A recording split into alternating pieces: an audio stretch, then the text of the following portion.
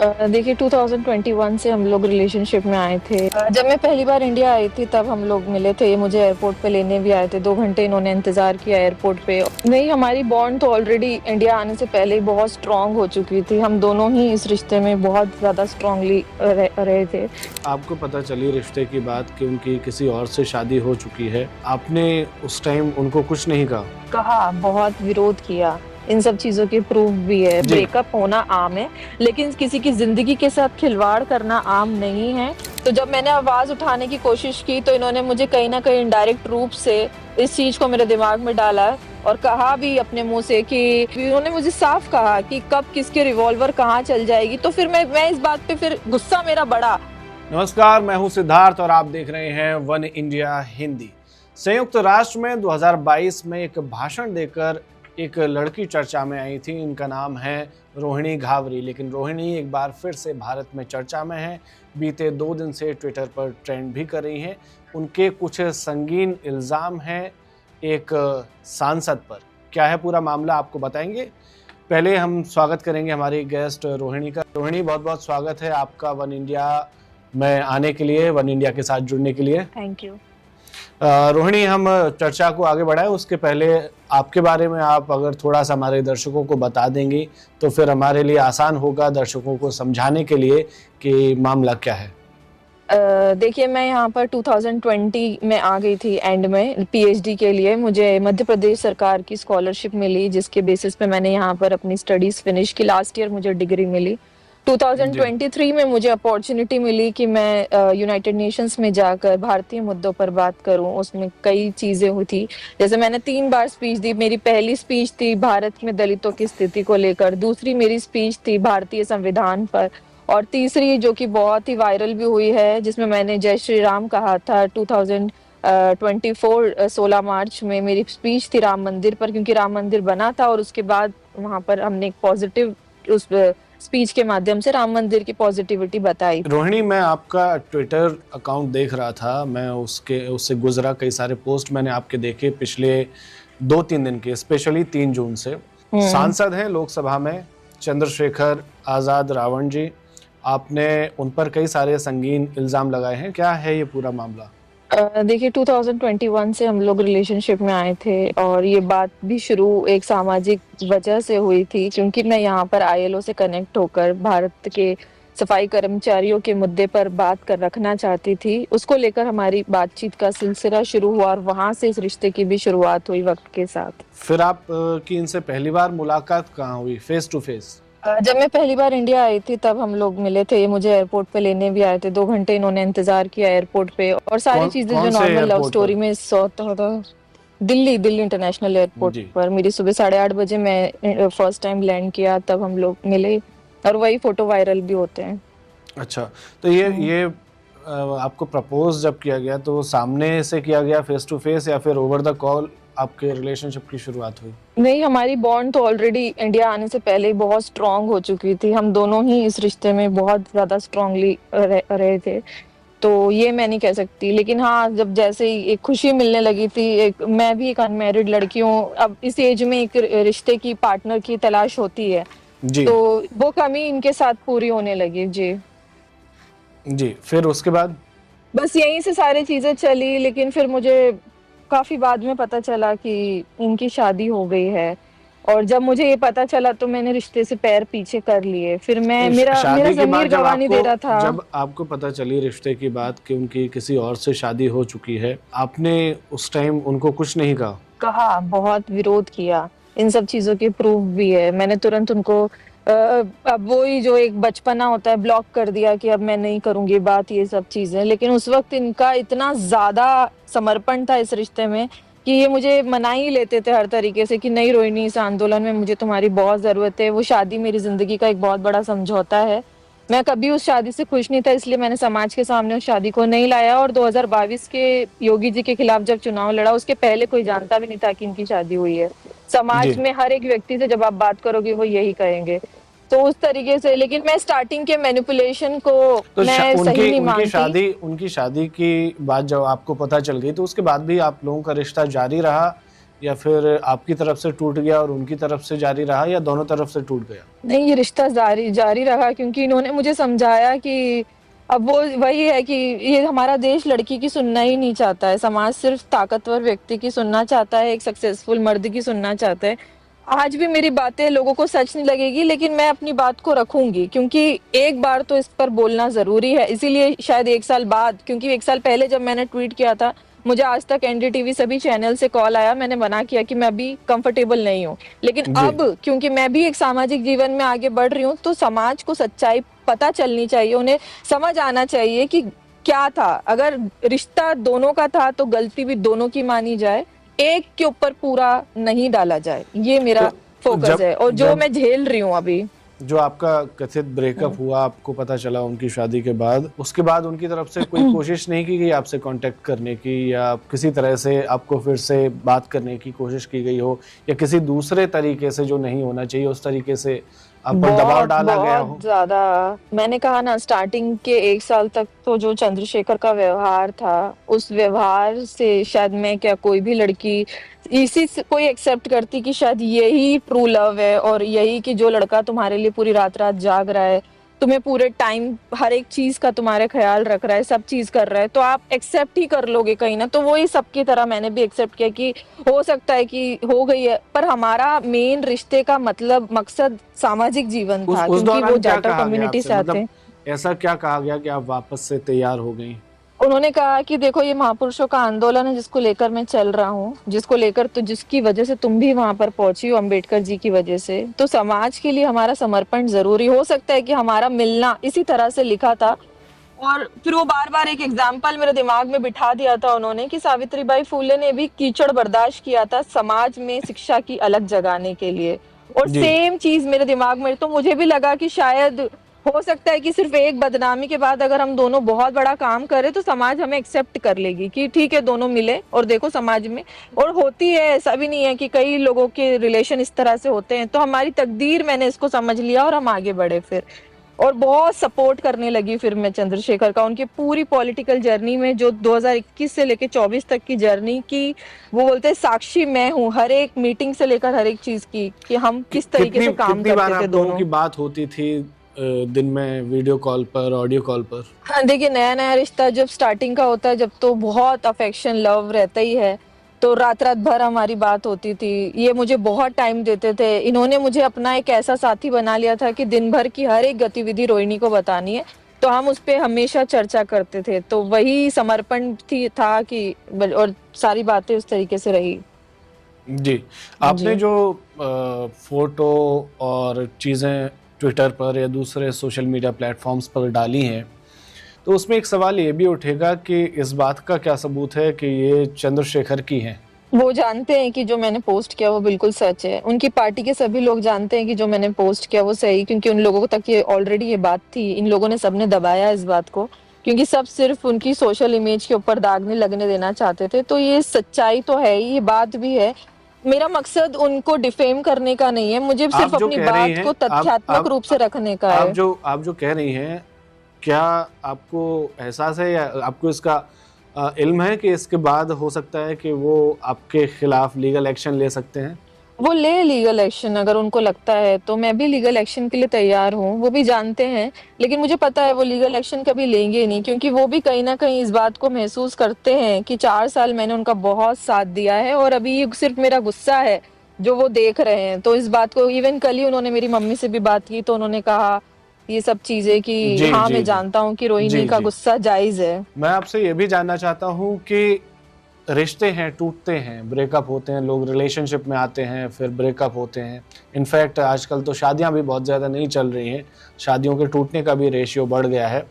तो ऐसे में यदि मान लीजिए एक बार को आप जो कह रही हैं वो सच भी है और ब्रेकअप हो गया, एक रिश्ता है उसमें अलगाव आ भी गया है, तो उसमें इतनी बड़ी बात क्या है कि आपको सोशल मीडिया पर जाकर पोस्ट करना पड़ रहा है किसी के खिलाफ? आप कह रही हैं कि एक रिश्ता है जो टूट गया है, क्या उन्होंने आपके साथ ऐसा कुछ किया है कि जिसकी वजह से आपको इतना आउटस्पोकन होना पड़ रहा है? मैं सिर्फ अपनी बात लोगों तक पहुंचाना चाहती हूँ। रिश्ता टूटा है, ठीक है, लेकिन क्या कोई और पीड़ा है? क्या ब्लैकमेल है, या धमकियां हैं, या किसी तरह से परेशान किया जा रहा है, या कोई दूसरी वजह है जो आप अभी तक नहीं बता सकी हों, जिनकी वजह से आपको सोशल मीडिया का सहारा लेना पड़ा है? उसकी सिर्फ वजह यही है कि मैं जब भी कुछ काम करती हूँ समाज के लिए, ये सिर्फ और सिर्फ अटैक मेरे ऊपर इसलिए होता है कि मैं सामाजिक जीवन से अलग हो जाऊं।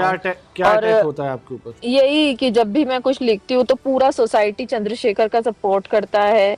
सब लोग मुझसे सवाल करते हैं कि तुम एक शादीशुदा आदमी से प्यार क्यों किया, रिश्ता क्यों रखा। सोसाइटी ये सवाल क्यों नहीं करती कि वो आदमी मेरे साथ रिश्ते में क्यों आया। ये समाज की नहीं, पूरे देश में हजारों लड़की की पीड़ा है।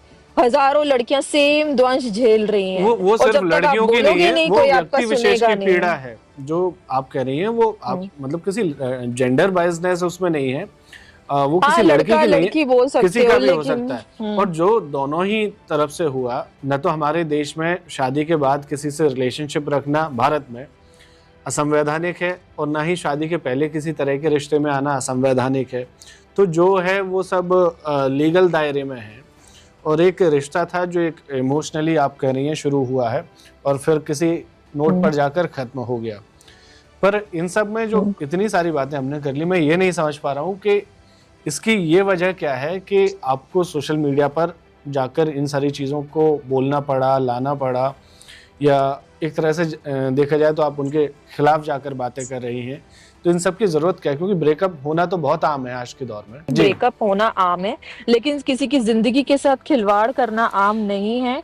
सच्चाई जानते हुए किसी की लाइफ में जाना आम नहीं है। किसी के वक्त को बर्बाद करना आम नहीं है, पहली चीज। दूसरी चीज की सोशल मीडिया क्यों यूज की गई, क्योंकि जब समाज देख रही हूँ मैं कि रिश्ता दोनों का था, लेकिन पूरा समाज एक व्यक्ति को क्लीन चिट देने में लगा हुआ है कि नहीं वो गलत नहीं था, लड़की गलत थी, ये लड़की बीजेपी की एजेंट है, ये लड़की। तो उस चीज को नहीं, ट्रोलिंग नहीं, इसको मैं ट्रोलिंग नहीं बोलूंगी, इसको मैं बहुत ज्यादा एक व्यक्तिगत सवाल बोलूंगी कि जो बार बार लगातार इतना हरेसिंग रूप में उठाया जा रहा है। तो उसके लिए फिर मुझे जवाबदेही में बोलना पड़ता है। और मैं समाज को ये बताना भी चाहती थी, जब सबसे इम्पोर्टेंट चीज, कि जब हम दोनों बहुजन आंदोलन के लिए जुड़े थे तो क्या ये बहुजन आंदोलन का हिस्सा था किसी लड़की की जिंदगी के साथ खेलना? क्या ये अंबेडकर आंदोलन का हिस्सा था? इसीलिए जब मैंने पहली बार ट्वीट किया, अगर आप उसको पढ़ोगे तो मैंने ये चीज लिखी थी कि क्या समाज, अभी समाज तय करे कि सही कौन था, गलत कौन था।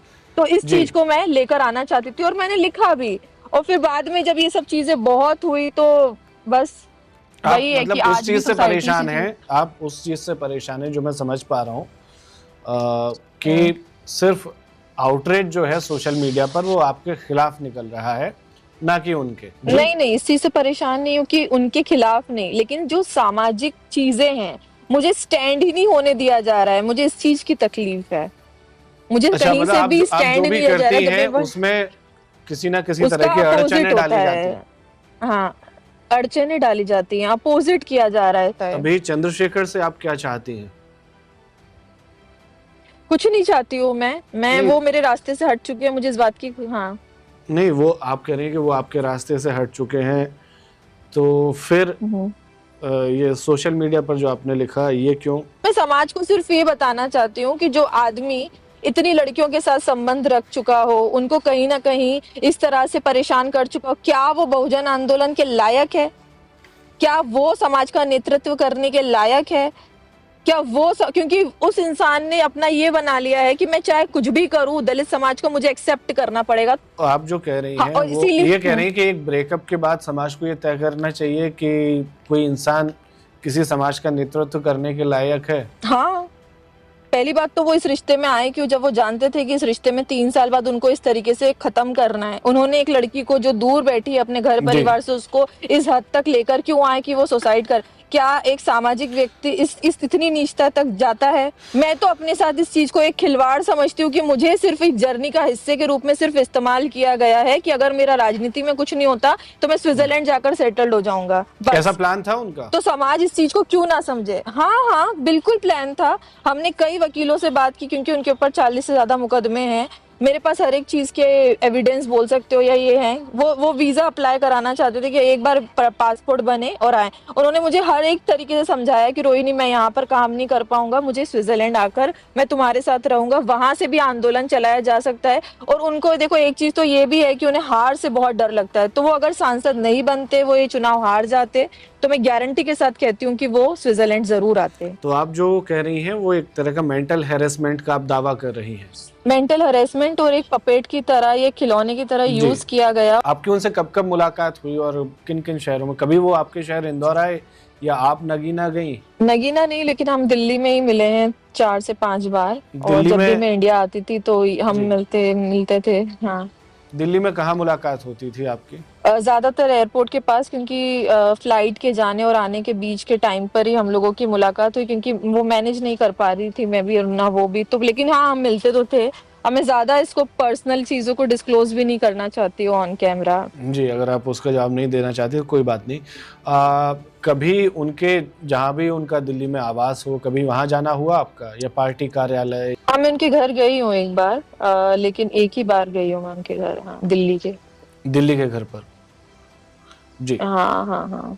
इसके अलावा आपको किसी तरह से मतलब जब ये रिश्ता टूटा और जब पहली बार चीजें सामने आई तो किसी तरह की धमकी आपको मिली? मैंने जितना चंद्रशेखर के पास्ट से लेकर प्रेजेंट तक समझा, मैं एक चीज तो समझ गई कि इस इंसान के लिए लड़कियां सिर्फ एक खिलवाड़ है। तो जब मैंने आवाज उठाने की कोशिश की तो इन्होंने मुझे कहीं ना कहीं इनडायरेक्ट रूप से इस चीज को मेरे दिमाग में डाला और कहा भी अपने मुंह से कि भीम आर्मी में आधे से ज्यादा अनपढ़ युवा हैं। अगर उनके नेता के ऊपर किसी तरह का कोई आरोप लगता है तो मैं कंट्रोल नहीं कर पाऊंगा। देश में हजारों लाखों कार्यकर्ता हैं, तुम्हारी जवान बहनें हैं घर पे। और ये चीज मुझे बहुत हर्ट कर गई कि एक तो तुम नाइंसाफी भी करोगे, तो उसके बाद तुम डराओगे भी। उन्होंने मुझे साफ कहा कि कब किसके रिवॉल्वर कहाँ चल जाएगी। तो फिर मैं इस बात पे फिर गुस्सा मेरा बढ़ा कि जब तुमने इतना कुछ किया, सारी चीजें, तो मेरी एक गलती तो बताओ कि रोहिणी की ये गलती है, रोहिणी के कैरेक्टर पे दाग है। रोहिणी ने कहीं भी कुछ भी मुझे राजनीतिक रूप से कोई नुकसान पहुंचाया है कहीं से, तो वो एक बार ये बोले कि रोहिणी की वजह से मेरी जिंदगी में ये नुकसान हुआ है, तो मैं उस बात को एक्सेप्ट करने के लिए तैयार हूँ। जो आप बात कर रही हैं मैं तो कि उनके इस पूरी जो आप जिस वाकये की बात कर रही हैं कि भीम आर्मी में इतने सारे युवा हैं, कहीं गलती से रिवॉल्वर चल सकती है, ये चंद्रशेखर ने आपसे कही? हाँ, ये उनके खुद के शब्द हैं और ये बात उन्होंने कही है मुझे कि मैं फिर बचा नहीं पाऊंगा, मेरे कंट्रोल में नहीं रहेगी चीजें तुम्हारी जवान में, क्योंकि मेरी एक छोटी बहन डॉक्टर है और एक वकील है और दोनों की ही शादी की भी उम्र है और दोनों ही बेझिझक इंदौर में घूमती है। तो एक लड़की के मन में ये सवाल तो आता भी है कि कहीं ना कहीं एक परिवार, क्योंकि मैं उनसे इतनी दूर बैठी हूँ, मैं ठीक नहीं समझा? मुझे लगा कि वो सिर्फ गुस्से में बोल रहे हैं, लेकिन इनडायरेक्ट रूप से उन्होंने इस बात को तो मेरे दिमाग में डाल ही दिया कि मैं अगर आगे कुछ भी करती हूँ तो ऐसा हो सकता है। और जिस तरह से भीम आर्मी के लोग मेरे चरित्र हरण को सार्वजनिक रूप से करते हैं, मैं पूरी उम्मीद लगाती हूँ कि अगर मैंने कुछ बोला तो ये मेरे घर परिवार के ऊपर अटैक करने से पीछे नहीं हटेंगे, ये करेंगे। और एक परिवार की सिक्योरिटी, क्योंकि देखिए ये हो सकता है, इस चीज को लेकर मैं समझती हूँ कि ये होगा भी कभी। जी जी। इसके अलावा मेरा एक आखिरी सवाल है आपसे कि आप चंद्रशेखर से क्या चाहती हैं? मैं चंद्रशेखर से सिर्फ ये चाहती हूँ कि वो समाज को झूठ बोलना बंद करे, वो समाज के झूठे मसीहा बनना बंद करे। उन्होंने सिर्फ सामाजिक रूप से ही मुझे परेशान नहीं किया है, व्यक्तिगत रूप से ही नहीं किया है। सिर्फ व्यक्तिगत रिश्ता उनकी जिंदगी के लिए डिजास्टर नहीं बना है। मैं ऑन कैमरा बोलती हूँ कि वो बहुजन समाज के भी बहुजन चिंतक नहीं है और वो बहुजन मूवमेंट के लायक नहीं है। सिर्फ इसलिए नहीं कि वो राजनीतिक व्यक्तिगत रूप से उन्होंने एक लड़की से रिश्ता तोड़ा उसको यूज करके, नहीं, बहुत सारी चीजें जो मैं उनकी राजनीति की मैं जानती हूँ, मैं नहीं चाहती कि उसको डिस्क्लोज करूं, लेकिन मैंने उनके सफर को देखा है कि वो ईमानदार कभी आंदोलन के प्रति नहीं थे, उनसे दुगनी ईमानदार मैं थी, तभी वो ये चीज बोलते भी थे। उन्होंने अपने साथियों को भी बोला था कि भीम आर्मी आजाद समाज पार्टी को अगर मेरे बाद कोई संभाल सकता है तो वो रोहिणी संभाल सकती है। और ये चीज उन्होंने अपने मैसेजेस में भी मुझे कई बार लिखी कि रोहिणी तुम संभालोगी इस आंदोलन को, क्योंकि तुम समाज के दर्द को समझती हो और तुम इस काम को करोगी। कभी उनका आना हुआ स्विट्जरलैंड? नहीं, वो स्विट्जरलैंड कभी नहीं आए। किसी दूसरे देश में, जैसा कि आपने बताया कि उनके ऊपर 40 मुकदमे हैं, इस वजह से उनको वीज़ा पासपोर्ट नहीं मिला और चूंकि वो सांसद बन गए उसके बाद उनके आने जाने में थोड़ा सा उनको फ्रीडम मिली है, उसके बाद उन्होंने दौरे भी किए हैं। तो किसी दूसरे देश में आपकी उनसे मुलाकात हुई है? नहीं नहीं।